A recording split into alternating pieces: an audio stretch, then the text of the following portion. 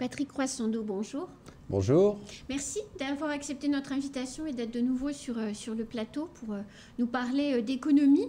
Hier, vous avez présenté, comme c'est l'habitude, mais c'est vrai qu'avec le Covid, on avait un peu rompu avec ces habitudes, vous avez présenté le bilan de l'année 2021 sur l'économie de Mayotte.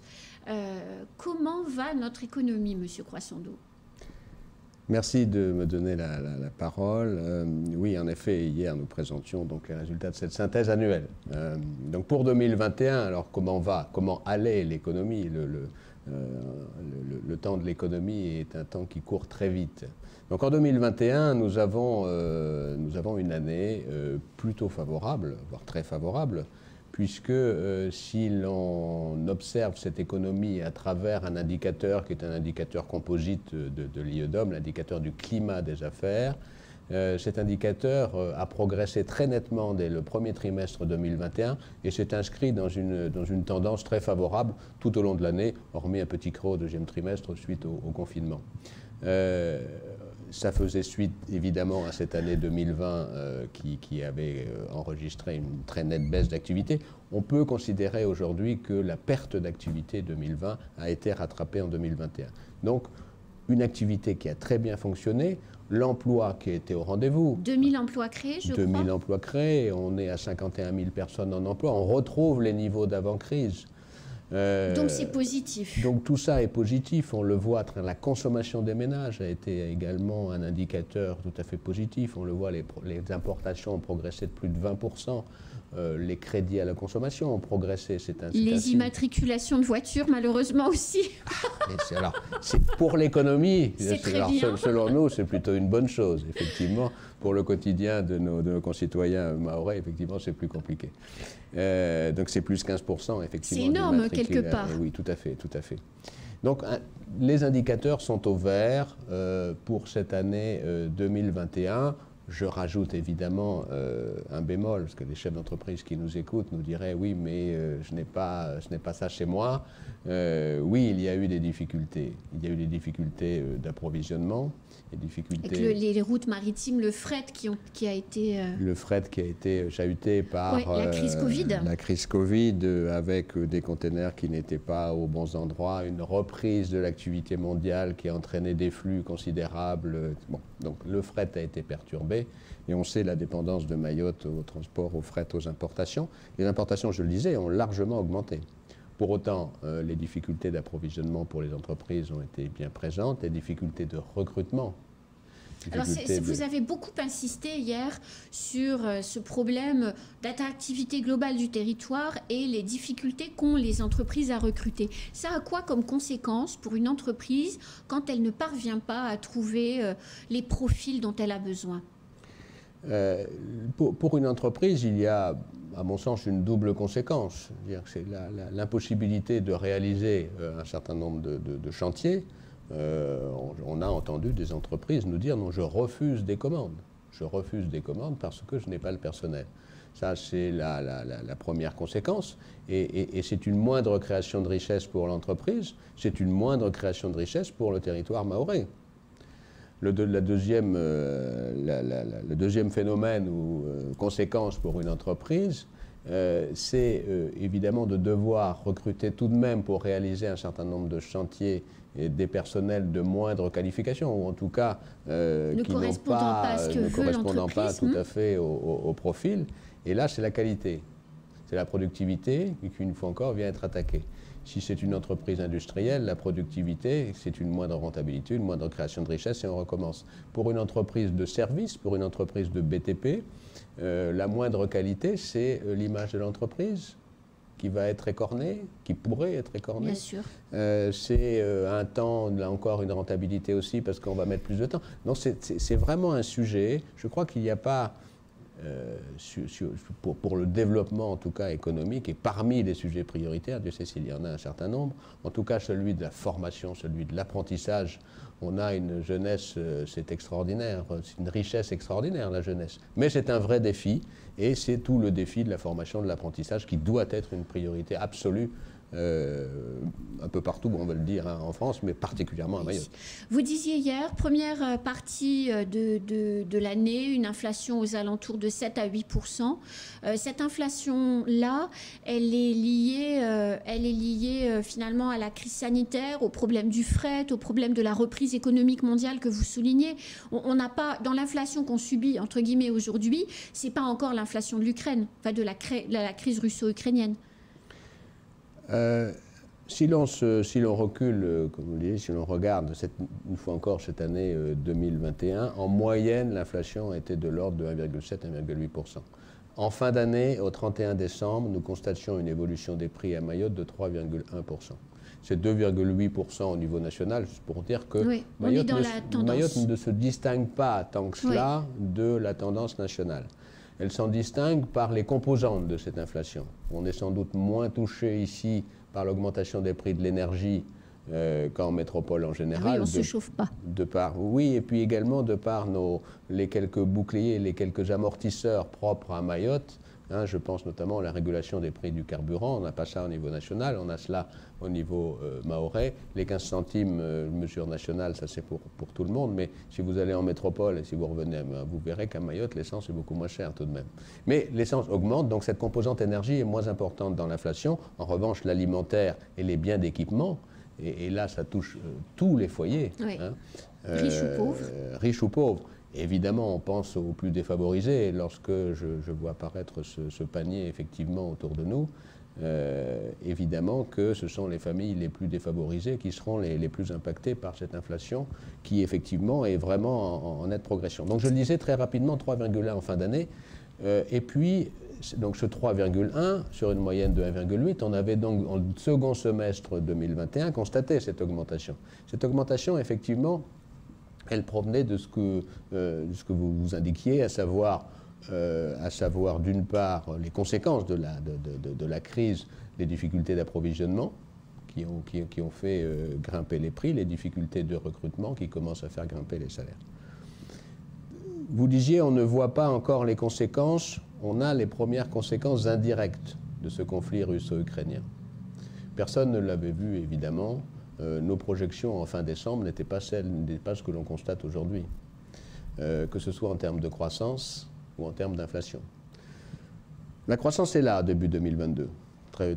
Parenthèse très rapide, les premières enquêtes menées début 2022 nous montrent que l'activité non seulement se maintient, mais continue de progresser. D'accord. On a plus de la moitié des chefs d'entreprise qui nous disent avoir constaté une augmentation de leur chiffre d'affaires au premier trimestre et les 3/4 qui nous disent penser voir leur chiffre d'affaires progresser dans l'année 2020. Les intentions d'investissement sont toujours là, l'emploi est toujours là. Donc on a, et ça c'est vraiment un élément très positif, une activité et un emploi qui résistent. En revanche, évidemment, l'inflation progresse et progresse très sensiblement, puisque dans les estimations qui sont faites, allez, on serait autour aujourd'hui à fin avril de 5%. 3,1 en fin décembre, 5% aujourd'hui. Donc on est dans un schéma de progression, c'est évident. On pense tout de même que c'est là l'origine sont les effets indirects du conflit. L'augmentation des prix de l'énergie, on les a vus progresser. Oui. L'augmentation des prix, on les a vus des matières premières, notamment alimentaires. Donc ça ne va pas toucher l'industrie agroalimentaire chez nous, elle est très peu présente, mais on va avoir quand même des impacts. Donc oui, on aura des impacts. Oui, l'inflation, et ce sont les prévisions que l'on fait aujourd'hui, alors avec beaucoup de prudence, Bien malin qui sait quand ce conflit va se terminer et quelles seront, est-ce qu'on a vu l'ensemble des mesures et des conséquences? Non, sûrement pas. Donc autour de 5%, cette inflation, elle va rester élevée toute l'année, nos prévisions d'aujourd'hui. Et oui, ça va avoir des conséquences pour les entreprises, pour les ménages, et effectivement, il y a un certain nombre il va falloir penser à réagir face à cela. Je dis quand même une dernière chose sur la tendance, je disais une inflation haute. Dans nos prévisions, on pourrait commencer à constater une diminution, ou en tout cas un retour vers la normale à partir de l'année prochaine. Mais c'est ce que vous disiez. Comment vous pouvez... vous disiez ça, 2023-2024, les économistes prévoient un début de fléchissement de l'inflation. Comment est-ce qu'on peut prévoir ça, Patrick Croissando, alors que la guerre n'est toujours pas terminée et qu'on espère tous qu'elle va se terminer demain? Merci effectivement de m'orienter sur cette question, c'est très important. Au-delà de la prévision, il y a un engagement. Parmi les missions des banques centrales, vous le savez, il y a la stabilité financière, la stratégie monétaire. Faire baisser l'inflation, cela passe par des réglages de la politique monétaire. La politique monétaire, c'est la Banque centrale européenne qui en décide, mise en application par les banques centrales nationales. La politique monétaire qui va être engagée, Christine Lagarde à Francfort s'est engagée, François Villeroy de Galhau l'a répété à Paris, et nous le redisons ici, ce qui doit être fait va être fait pour faire en sorte que l'inflation baisse et que l'inflation baisse sans, c'est important, trop pénaliser l'activité. L'inflation, on aura l'occasion, ou la politique monétaire, à un autre moment d'en parler. Comment l'inflation peut pénaliser, faire baisser, vous dites faire baisser l'inflation sans pénaliser l'activité. Comment c'est possible ? J'ai dit précisément sans trop pénaliser l'activité. C'est le risque principal lorsqu'on œuvre en matière de politique monétaire. Pour faire très court, la politique monétaire, vous l'avez vu, elle a été très accommodante. L'argent était très facile, l'argent ne coûtait rien, les taux vont sans doute progresser très sensiblement, pas de manière rapide, pas de manière brusque, il y aura sans doute une remontée progressive des taux d'intérêt. Cela, pour rendre l'argent moins facile, c'est vraiment le principe du moteur. On met du carburant et le moteur tourne vite. Si on enlève du carburant, le moteur va ralentir. Ce qu'on veut faire, c'est effectivement cela, de manière de manière prudente, de manière très progressive, pour ne pas impacter l'activité. L'activité, elle est souvent impactée au-delà des mesures purement de politique monétaire, notamment les taux d'intérêt par exemple, par les anticipations que vont faire les entreprises. Aujourd'hui, on est déjà dans l'anticipation. Les entreprises ont déjà anticipé, les financiers, les acteurs de la finance ont déjà anticipé qu'il y aurait une remontée des taux. Et quelque part, une mesure qui est non conventionnelle de la politique monétaire et qui est nouvelle depuis quelques années, c'est ce qu'on appelle le forward guidance, où on vient dire ce que l'on va faire. Et simplement dire ce que l'on va faire permet d'anticiper et permet aux acteurs de mieux anticiper le demain. D'accord. La stabilité financière, c'est la confiance. On est là, je le disais en aparté, pour réduire l'incertitude. Ce qu'on est en train de dire ce matin, c'est que tout sera fait en matière de politique monétaire pour qu'à horizon 2024, les taux redescendent à 2%. C'est pour ça que je dis, nous prévoyons que les taux redescendent dans sa normalité, dans le normal, à 2% à horizon 2024. Et dans l'attente, les ménages vont quand même s'endetter, puisque quand les taux remontent, forcément, les ménages s'endettent. Quand les ménages s'endettent, ils ont un pouvoir d'achat moins important pour justement faire face, et on voit le panier derrière vous, faire face aux dépenses qui sont essentielles, à savoir se nourrir. Je le disais et nous le disions, l'inflation va rester forte tout au long de cette année 2024. L'impact sera réel pour les ménages, sera réel pour les entreprises. Et en disant cela, je pense bien évidemment aux plus défavorisés des ménages qui vont rencontrer sans doute quelques difficultés. Plusieurs éléments. D'abord, on a quand même, ici à Mayotte, de par un modèle de consommation qui diffère un peu de ce que l'on peut constater en métropole, donc de l'importation en majorité pour les biens d'équipement, mais les biens d'équipement, c'est pas là où les plus défavorisés sont les plus concernés. On est d'accord. Malheureusement, en tout cas. Ça. Donc on est vraiment sur le sujet de l'alimentaire. Oui. L'alimentaire, je pense que l'augmentation des prix de l'alimentaire est réelle.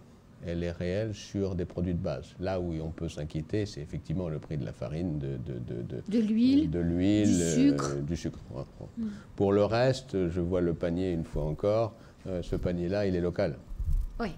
Il est local et on ne devrait pas avoir trop d'impact en matière de prix sur le local, même si... Sauf le poulet. Sauf le poulet, sauf parfois les tomates qui nous viennent de Madagascar ou d'autres... Alors justement, vous parlez de Madagascar, Patrick Croissando. On le voit déjà, à Maurice, il y a des émeutes.